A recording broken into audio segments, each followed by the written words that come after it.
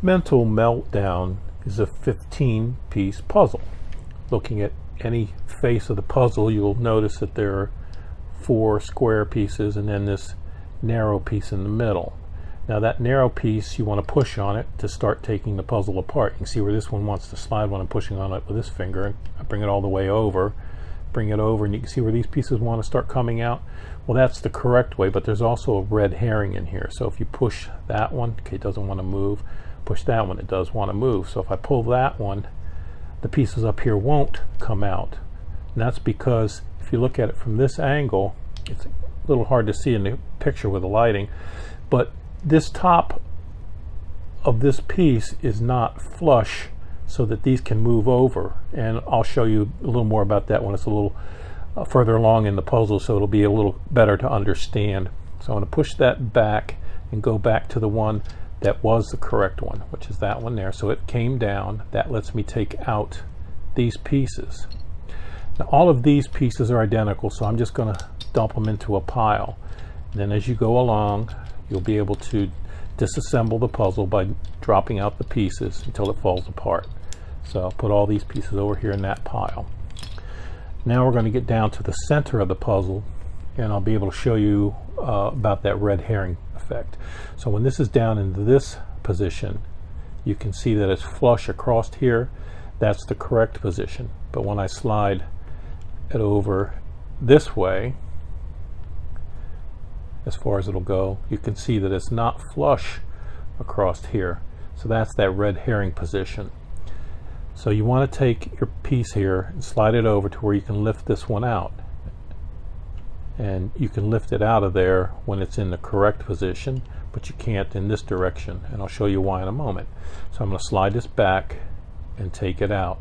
Now here's why you can't do it the other direction. These two pieces are identical. They're kind of like the letter C. This is kind of like the letter O. And if you notice, this section of the O is wider than this one is. So when you put this puzzle together, you want to take the O and the C, put the C through the O, and let it slide down into the notch in the C. As you can see, there's that red herring where it's not flush. So this is incorrect. So I'm going to turn the O around, put it in here so that the short side is up, let it drop down in. Now it's flush across here. That's the correct way. So now I'm going to drop that back down. Now I'm going to take this other C piece and put it in place by putting it over the O. Doesn't matter whether it's this direction or whether it's that direction. All that matters, difference that makes, is which way you're going to slide the O. So right now you have this part that's open, and this part is the bar, the back side of the C. So that's going to want to slide down through here, and then this piece is going to slide up through there. So if you slide over the top of the O, down through, and then slide that over, you have the core of the puzzle. So now you want to put it into that position there where you know that that is the correct position, and turn it over so that you have it positioned like so, that this is standing in this direction, this side is vertical, and we're going to start building out the pieces. This is where it can get a little confusing, so you have to look at how things are lining up as you go along to make sure you have the pieces rotated the way they need to be. So I'm going to put this one in here, and this one here is incorrect. It's flush here, it's flush there. That's incorrect. I'm going to turn it this way. Well, this is the correct position. Here I have it where it's flush against here, but it's also offset. You also have that position, which is wrong. That one, that's wrong. That one, that was wrong. So there's only the one position that's right. Now I want to put the one in over here. Now, rather than going roundy round on the piece, you can take this one, set it the same way as that one is. Now just turn it over end for end and set it in place, and you've got it. Okay, now that that's in place, I'm going to slide this back over. I'm going to put the two pieces that go in over here. And as you set those in place, the ones that you want to look at it lining up to being offset is this piece over here. So I'm going to set it in place. Okay, it's not offset. Turn it this way, and now we have what we want. So just as we did on this one, match this one up to that same position, turn it around end for end, and put it in place. And now that's in place. Now we're going to put this one in, and it's going to be offset to this piece. So I'll slide this over to give me clearance to come in and put this one in. This piece here is going to overlap these two, so I know I want a notch down to fit over it.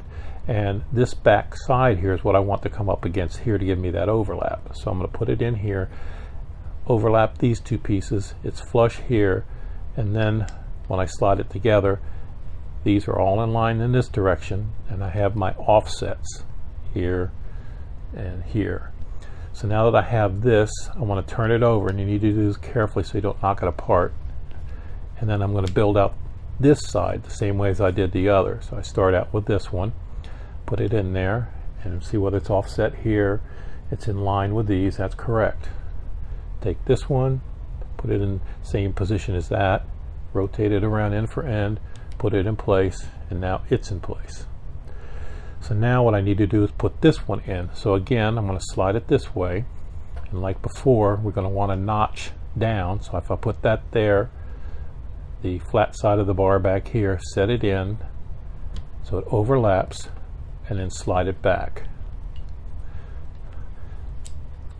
And it's, as you can see, easy to get it knocked out of line as you do this, so try to be careful keeping your pieces in line as you go. So now I have this face right, where I have the 4 pieces and then the narrow one in the center. Now I'm going to turn it over this way and build out this side of the puzzle. So if I take the puzzle this way and put in the piece, okay, you can see that's not right. Turn it this way. We have the pieces this direction in line. We have the offset, so that's right. Turn this one this way. Okay, turn it end for end, set it in place. That leaves us with these last 2 to go in that area there. Now to do that, again, remember, these 2 are overlapped by this one, so this notches down. The flat piece is going to go up against here. Now to get the space to do that, I'm going to lift this up, push down on the centerpiece until I get it like that. Try not to let the pieces fall out if you can help it. And then hold it kind of like a popsicle, if you will. Now you can put in your piece so that the overlaps and slide it in place. And if it isn't right, turn it around till you get it to where it's right. Overlap, slide in piece. Now you have it to where it's in line and it's offset here. That leaves you your last piece, which is going to overlap, slide it in place. Then you push the flat piece back in and you have all your surfaces matched up and the symmetry of the puzzle. That's Mental Meltdown.